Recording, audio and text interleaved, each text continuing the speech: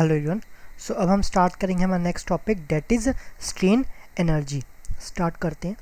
सो strain energy क्या होता है? स्ट्रेन तो आपको पता ही है, स्ट्रेन होता है आपका डेल बाय एल। मतलब आपका कुछ भी डिस्प्लेसमेंट होना चाहिए, कुछ भी आपका जो अगर आपका कोई बार है उसमें कोई भी फोर्स लगा, किसी भी तरीके से अगर कोई डिस्प्लेसमेंट हो रहा है, अगर ये कितने अमाउंट से अगर डेल अमाउंट से डिस्प्लेसमेंट हो रहा है उसके रेस्पेक्टिव आपका स्ट्रेन होगा। तो जो स्ट्रेन होगा उसके रेस्पेक्ट में जो एनर्जी होगा उसको हम स्ट्रेन एनर्जी बोलेंगे।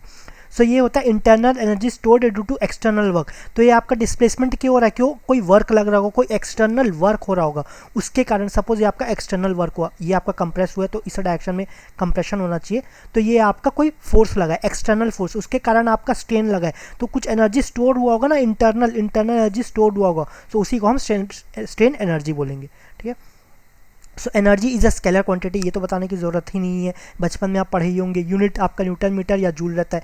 फिर नेक्स्ट है आपका रेजिलेंस। अब ठीक है, स्ट्रेन एनर्जी तो समझ में आ गया। अब ये रेजिलेंस क्या होता है? Strain energy stored in a member up to proportionality limit.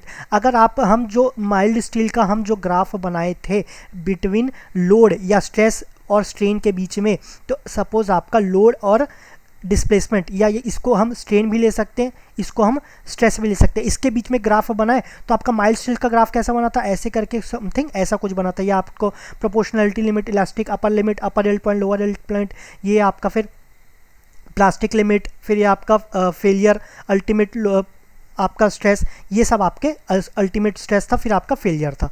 ठीक है, ये सब था। तो इसमें आपका अप टू प्रोपोर्शनलिटी लिमिट तक हम स्ट्रेन एनर्जी निकाले, अप टू प्रोपोर्शनलिटी लिमिट तक स्ट्रेन एनर्जी निकाले तो वो होगा आपका रेजिलेंस। ठीक है। So up to proportionality limit का ग्राफ बनाए और किसी भी पॉइंट में अगर कोई भी डेल के रेस्पेक्ट में एनर्जी निकाले तो वो क्या हो जाएगा? वो रेजिलेंस हो जाएगा। तो resilience up to proportionality limit रहता है। तो इसको निकालेंगे कैसे? इसका एरिया क्या हो जाएगा?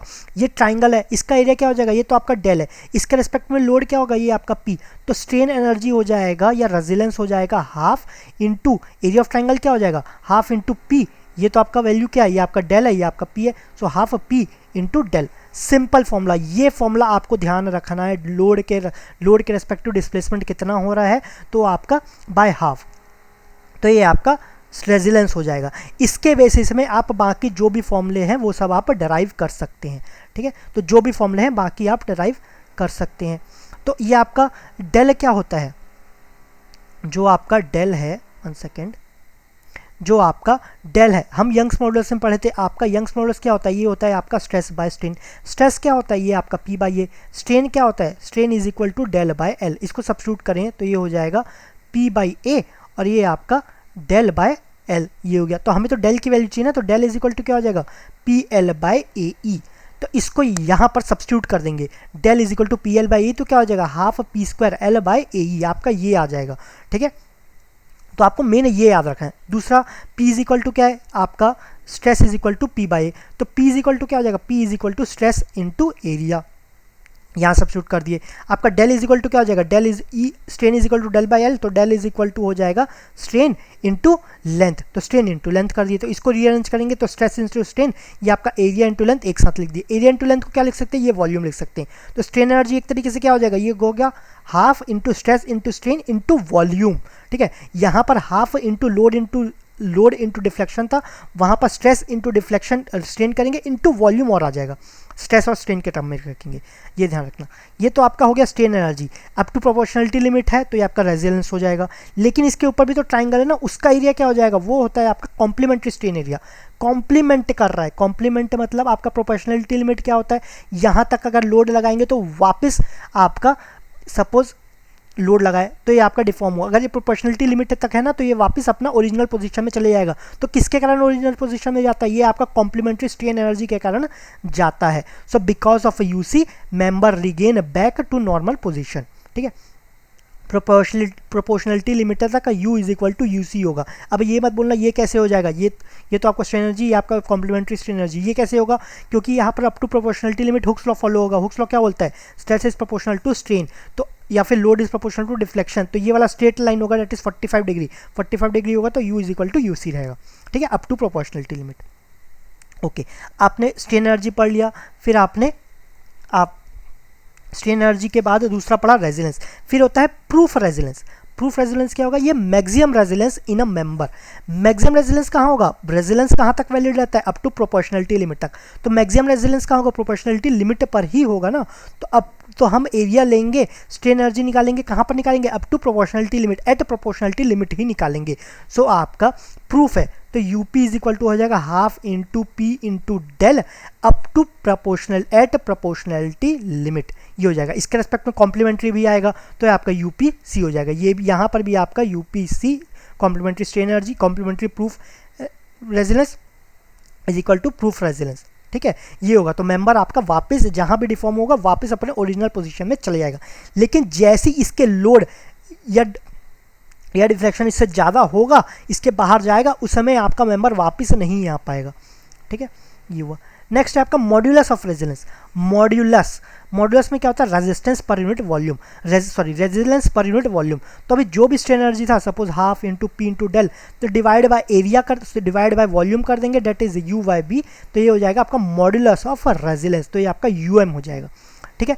यू हम देखे थे हाफ पी इंटू डेल था, एक और देखे थे half into stress into strain by volume, ठीक है। तो यू एम क्या हो जाएगा, यू बाय वी, तो ये क्या हो जाएगा, half into stress into strain, तो half into stress into strain, ये हो गया। स्ट्रेस इज इक्वल टू क्या है, stress by strain is equal to आपका यंग्स मॉडुलस, तो स्ट्रेस क्या इज इक्वल टू क्या हो जाएगा, स्ट्रेन इंटू आपका यंग्स मॉडुलस। यहाँ पर सब्स्टिट्यूट करेंगे तो क्या मिल जाएगा आपको, यहाँ पर आपका सब्स्टिट्यूट करेंगे तो ये हो गया, अच्छा यहाँ पर सिग्मा स्ट्रेन के जगह सब्स्टिट्यूट किया गया है, तो इसको भी सब्स्टिट्यूट कर सकते हैं। तो क्या हो जाएगा, अगर सिग्मा के जगह आपका स्ट्रेन इंटू ई करे तो ये हो जाएगा half into strain into half into Young's modulus into strain का स्क्वायर, ये हो गया। अगर हम स्ट्रेन को हटाए तो स्ट्रेन इज इक्वल टू क्या हो जाएगा, stress by capital E, that is Young's modulus. इसको सब्स्टिट्यूट करेंगे तो क्या मिल जाएगा आपको, सिग्मा स्क्वायर बाय 2e, ठीक है। इसके जगह आपका सिग्मा बाय ई सब्स्टिट्यूट करिए तो आपका सिग्मा स्क्वायर बाय ई, ये आपका 2 एज इट इज आ गया। तो ये बस ये ध्यान रखना है कि यू बाय वी होता है, या फिर ये हो जाएगा आपका हाफ सिग्मा इंटू ई, वो वहाँ से आप रीअरेंज कर सकते हो, वो कोई बड़ी बात नहीं है, ठीक है। तो एक बार रिवाइज कर लेते हैं। आपने पढ़ा स्ट्रेन एनर्जी क्या होता है, रेजिलेंस क्या होता है, अप टू प्रोपोर्शनलिटी लिमिट, फिर आपका उसका रेस्पेक्टिव कॉम्प्लीमेंट्री भी रहता है, जिसके कारण आपका मेंबर वापस आपका ओरिजिनल टू नॉर्मल पोजीशन जाता है, ठीक है। फिर हमने पढ़ा आपका प्रूफ रेजिलेंस। प्रूफ रेजिलेंस क्या होता है, अप टू प्रोपोर्शनलिटी लिमिट रहता है। Modulus of resilience divided by volume हो जाता है, ठीक है। अभी तक हमने क्या पढ़ा, अप टू प्रोपोर्शनलिटी लिमिट। क्या होगा प्रोपोर्शनलिटी लिमिट से आगे चले गया तो वो होता है, अंदर आता है आपका टफनेस के अंदर। तो it is a maximum strain energy up to failure, strain energy up to failure, जहाँ पर भी फेल हो रहा है ना वहाँ तक आपका स्ट्रेन एनर्जी निकालेंगे तो वो आपका टफनेस होता है। तो यहाँ पर आपका T greater than T C हो जाएगा, है ना, जो कॉम्प्लीमेंट्री टफनेस है उससे ज़्यादा आपका नॉर्मल टफनेस रहेगा। अगर आपका कॉम्प्लीमेंट्री कम है तो आपका member not come back to original position, original में वो नहीं पहुँच पाएगा, ठीक है, ये ध्यान रखना। तो सपोज हम ग्राफ बनाएं, ये आपका P, ये आपका डेल नहीं है, इसको करेक्ट कर लेना, ये आपका सिग्मा है, ये आपका स्ट्रेस है। तो लोड या स्ट्रेस के बीच में और आपका डिस्प्लेसमेंट या स्ट्रेन के बीच में ग्राफ बनाए, तो सपोज आपके पास 3 ग्राफ है, A B C, तीनों के रेस्पेक्ट में toughness, ductility, strong, brittle, resilient, ये सब बताना है। टफनेस क्या होता है, maximum strain energy up to failure, तो आपका एरिया देखना है। ए के रेस्पेक्ट में एरिया कितना हो जाएगा, ये वाला एरिया रहेगा। सी के रेस्पेक्ट में, मतलब सी में एरिया ज़्यादा आ रहा है। बी में क्या हो जाएगा, बी में एरिया और ज़्यादा हो जाएगा ना, मतलब सबसे ज़्यादा टफ कौन सा हो गया, बी वाला हो जाएगा। टफनेस का होता है maximum strain energy up to failure, तो फेलियर क्योंकि बी में ज़्यादा है तो उसमें एरिया ज़्यादा आ जाएगा, तो सबसे टफ आपका बी होगा, ठीक है। डक्टिलिटी क्या होता है, ability to deform into wires. Deform मतलब आपका डेल क्या होगा, ये आपका ज़्यादा होगा, डेल ज़्यादा होगा, या फिर आपका क्या बोल सकते हैं, स्ट्रेन ज़्यादा होगा। तो आपके ABC में किस में स्ट्रेन ज़्यादा है, स्ट्रेन आपका यहाँ एक्स एक्सिस में दिखा रहा है ना, तो आपका सबसे ज़्यादा स्ट्रेन बी में है, डेट इज डक्टाइल कौन सा हो गया, बी सबसे ज़्यादा हो गया। नेक्स्ट आपका सबसे ज़्यादा स्ट्रॉन्ग कौन सा है, स्ट्रॉन्ग में क्या हो जाएगा, जिसका सबसे ज़्यादा लोड लग रहा है या फिर सबसे ज़्यादा जिसका स्ट्रेस है, दोनों जिसमें भी ये ज़्यादा होंगे, दोनों लोड ज़्यादा होगा तो ऑब्वियसली स्ट्रेस ज़्यादा ही होगा, ठीक है। तो ये ज़्यादा किस में है, तो सबसे ज़्यादा आपका सी में है, तो स्ट्रॉन्ग कौन सा हो गया, ये आपका सी वाला स्ट्रॉन्ग हो गया, ओके। नेक्स्ट है आपका ब्रिटल मतलब आपका वो आपके कितना भी लोड लगा रहे हो वो आपका चेंज नहीं हो रहा है या बहुत ही कम डिफॉर्म हो रहा है, मतलब डेल कम है या फिर आपका स्ट्रेन बहुत कम है। तो स्ट्रेन सबसे कम किस में है, सबसे कम आपका स्ट्रेन ए में ही है ना, सबसे कम। सी में देखोगे तो उससे ज़्यादा है, बी में देखोगे तो सबसे ज़्यादा, सबसे कम आपका स्ट्रेन ए में, तो ये क्या हो जाएगा, ये आपका ब्रिटल हो जाएगा, ठीक है। लास्ट है आपका रेजिलेंट। तो रेजिलेंट है वो आपका प्रोपोर्शनलिटी लिमिट से चेक करते हैं। प्रोपोर्शनलिटी लिमिट कहीं पर डिफाइन है क्या? तीनों का डिफाइन नहीं है, तो इसको हम अब नहीं बता पाएंगे कि कौन सा रेजिलेंट है। वो आपको पता रहना चाहिए कि प्रोपोर्शनलिटी लिमिट कहाँ है। सपोज एक ग्राफ देखे तो ये आपका ग्राफ है, यहाँ पर प्रोपोर्शनलिटी लिमिट है, यहीं से आपका कोई दूसरा चेंज हो गया, यहीं से तीसरा चेंज हो गया, तो तीनों का क्या प्रोपोर्शनलिटी लिमिट सेम है ना, तो तीनों सेम रेजिलेंट होंगे, ठीक है। इसलिए प्रोपोर्शनलिटी लिमिट तीनों का पता रहना चाहिए, तभी हम कंपेयर कर पाएंगे, ठीक है। नेक्स्ट, सो नेक्स्ट है आपका various forms of strain energy. Various forms of strain energy, तो अभी जो हम स्ट्रेन एनर्जी देखे ना वो एक्सियल लोडिंग के लिए देखे। तो एक्सियल लोडिंग में क्या हो गया, ये आपका half into P into del, ठीक है। इसी को रीअरेंज करके half P square L by 2 AE, half P square L by AE, तो सबसे ज़्यादा आपका ये यूज आता है, लेकिन ये याद नहीं भी करो तो भी चलेगा, ये याद कर लेना, इससे बाकी सब डराइव हो जाएंगे, ठीक है। ये एक्सियल के लिए था। टॉर्शन के लिए क्यों था, अब मैं इसको याद करने के क्यों बोल रहा हूँ, क्योंकि आपका जो अगर टॉर्शन के कारण आपका जो स्ट्रेन एनर्जी डेवलप होगा ना, सिमिलर टू दिस होगा, that is half into P के जगह ये पी के कारण डेल हो रहा है, तो यहाँ पर टॉर्शन होगा, उसके रेस्पेक्ट में डिफ्लेक्शन तो नहीं होगा, इसमें आपका रोटेशन होगा, that is half T into theta, ठीक है। लेकिन थीटा क्या होता है, theta is equal to TL by GJ, ये आपका रिजिडिटी रहता है, ठीक है, ये हम देख चुके हैं। सो आपका TL बाई GJ यहाँ पर सब्स्टिट्यूट करेंगे तो U इज इक्वल टू क्या हो जाएगा, ये हो जाएगा आपका half T square L by या T square L by 2GJ, ठीक है। तो यहाँ से रीअरेंज कर सकते हैं, तो आपको ये दोनों को याद रखना है, दोनों से आप कुछ भी रीअरेंज कर सकते हैं। जो क्वेश्चंस आते हैं वो मैक्सिमम एक्सियल लोडिंग और टॉर्शनल लोडिंग के रेस्पेक्टिव जो आपका स्ट्रेन एनर्जी इसी से पूछा जाता है, ठीक है। तो ये दोनों तो ध्यान रखना ही रखना है। फिर बाकी और भी रहते हैं, बेंडिंग के कारण आपका इंटीग्रेशन m स्क्वायर है बाई 2EI dx, तो उसको करेंगे तो f square by 2E into V volume हो जाएगा, ठीक है। ये याद नहीं भी करोगे तो भी चलेगा, इतना इंपॉर्टेंट नहीं है। ये आपका स्ट्रेस हो गया, ये आपका यंग्स मॉडुलस, ये आपका वॉल्यूम हो गया। फिर शेयर फोर्स के कारण U is equal to tau square by 2G into V, ये आपका ये आपका शेयर स्ट्रेस हो गया, ये आपका रिजिडिटी हो गया, ये आपका वॉल्यूम हो गया, ठीक है।